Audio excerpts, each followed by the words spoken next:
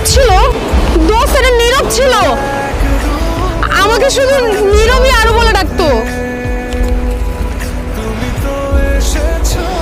আমি কত খুঁজছি তোমাকে, কতবার খুঁজছি।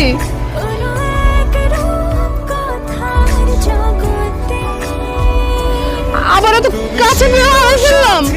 আরও আমি ছোটবেলা থেকেই খুব ইন্ট্রোভার্টেড ছিলাম, কারোর সাথে কথা বলতে পারতাম না। আর সেখানে আমি তোমায় ভালোবাসতাম, কিভাবে তোমার সামনে গিয়ে দাঁড়াতাম আমি বুঝতাম না।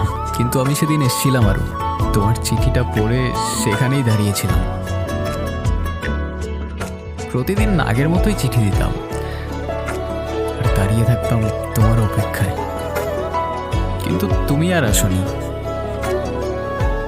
কখনো আসনি। কয়েকদিন আগেই তোমার খোঁজ পেলাম, শুনলাম